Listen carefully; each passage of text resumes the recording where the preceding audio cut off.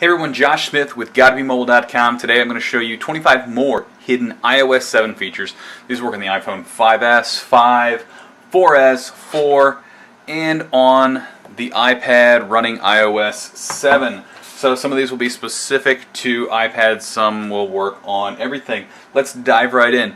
We didn't include this in our original one, but something that a lot of users want to know is what's up with this thing that appears when they swipe up.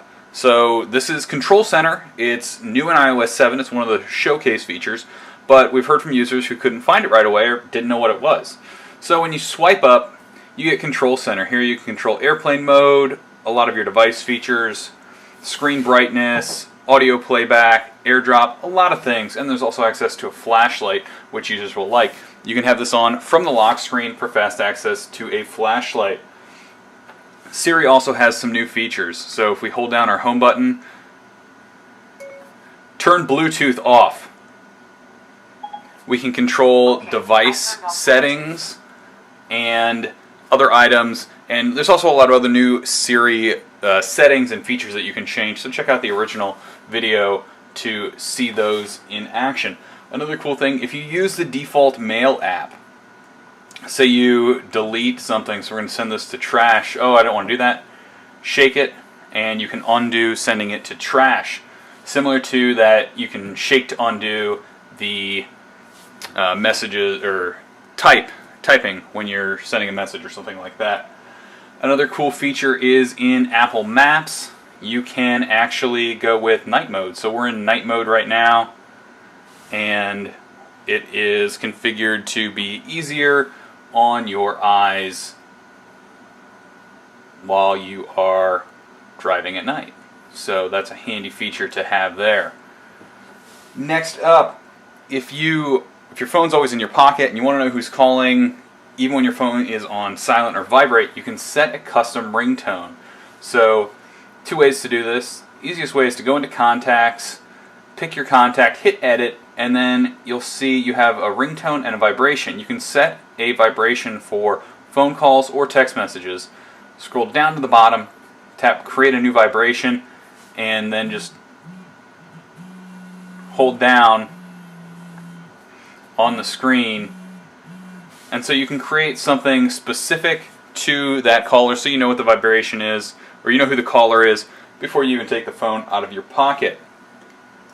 Another nice feature in Calendar is if you create an event and say, hey, I need to move this event, I'm going to tap and hold, and I can actually drag it earlier in the day, later in the day, or I can move it over different days by holding it to the side, similar to how you move apps around. So that's a quick way to move your stuff around in Calendar. Another handy feature, if you want a more visual alert when you're getting a phone call, you can actually head into your settings, and there is a way to make the flash actually go off when you get an alert. So under accessibility, LED flash for alerts. Now if I get a phone call or something, the flash is going to go off. It's really bright. It's not subtle like you might see for some different Android phones or things like that. So use at your own risk. Another cool feature, if you have a car that has Bluetooth connectivity, you may need to turn on its ability to read messages. So here I have Sync, Ford Sync. I'm not connected, and what I want to do is I want to tap that eye that's over here and make sure Show Notifications is turned on. On our device, this was turned off by default. Turn it on, start your car again, and it should read stuff back to you, which is handy while you are driving. Another cool thing that's embedded down here in your settings, if you go down to Safari, which is right down here, we can go to passwords and autofill, and we can actually have it save our names and passwords and have it store credit cards and other information. So it's a nice way so the stuff is always filled out for you. You don't have to constantly type the same information in.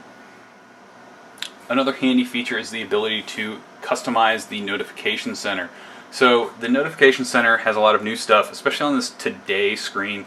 And if you're not interested in stocks or you don't want to know stuff like that, you can turn these things off and you won't see them there, they won't get in your way or anything like that. It's a handy little feature. In iOS 6, there was the ability to quickly type a .com while you were using the web browser or entering an email address. It's no longer on here, but if you hold down the period, you'll get .com all the way through these other various web addresses. So it's a handy way to gain one quick feature back that you need to have if you enter a lot of emails and stuff like that. So with AirDrop, if you head into your photos, find a photo you want to share, tap the share icon, and then AirDrop. If there's someone nearby running iOS 7 on a compatible device, they'll show up there. You can quickly share photos with them. Handy way to send items like that. Another quick feature takes us right back into contacts, and here we've already set our custom vibration. Well, we can also set custom ringtones and custom text tones, so you can find one of these, or you can buy some in the App Store if you need something that's not there. Safari has a couple other nice little hidden features. If we actually drop down into this open book area here, so you have your bookmarks and you have the reading list that you've done, but if you go to @ you can see the people you follow on Twitter, links they share will show up here so that you're able to see them and drop in there. And then there's also a lot of other nifty stuff in there.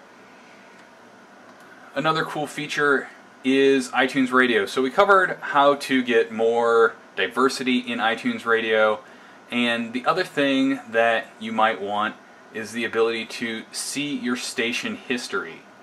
So this is something that, here we pop into history, and it looks like we're saying we don't have anything here. If I've played this on the computer, I've seen history there, so you might need to go to your computer to see this. But if you hear a great song on your way home from work, you didn't see what it was, or you need to remember the exact title, go to your history and you can then buy it from there. For the next one, we want to jump back over to the iPad, and with the iPad keyboard, so this isn't brand new, but so our keyboard here is on the bottom. If we want to type on it, we can actually make our keyboard split, and then we can move it around on the screen. And so with this, it's easier to type with your thumbs if you have to hold your iPad while you're standing up. Another nice feature, if you're on the phone and you want to quickly switch between devices, this little AirPlay icon will let you pick between Bluetooth, iPhone, and speakerphone while you're on a call, so you don't have to exit. That's handy if your device is locked and you're on a phone call and you need to quickly switch connections. You don't have to unlock or do anything like that. It just goes right there. Here's a personal favorite. If you deal with people in multiple time zones, traditionally it's going to show this analog clock. Analog clocks are not my favorite. So if you tap there, you can see this and you can see where they are. So Cupertino or Pacific time is 3 hours behind me here in Ohio. Next up, there's a new way in this Photos app to share stuff faster and easier. So if we hop over to this Photos tab, we end up with these moments. So you can jump out all the way to collections or years, but eventually you narrow down and you start to see stuff and say, okay, I want to share this iPhone 5S line event with everyone that I know. So I can tap share, and then I can share this moment, and it'll share all of those via iCloud. Handy way to quickly share a group of photos with friends or family. Another handy feature on the iPad takes place right down here. So if you need to type an apostrophe real quick and you don't want to jump over by pressing the number button here, you can actually hold down the comma and type an apostrophe. Another feature that not everyone knows about is on the iPhone headphones, you can actually push the buttons, not just for volume up and down, but the middle you can press once to pause or play, you can double tap it to skip a track, and you can hold it to activate Siri. So that's a nice way to use your iPhone while you're jogging. and stuff like that. In the calendar, another feature, you used to have this easy access to a scrollable list of all your upcoming events. It's still there. Just tap the search icon up here and you get all this information that you can scroll through into the future. Fast way to see your information.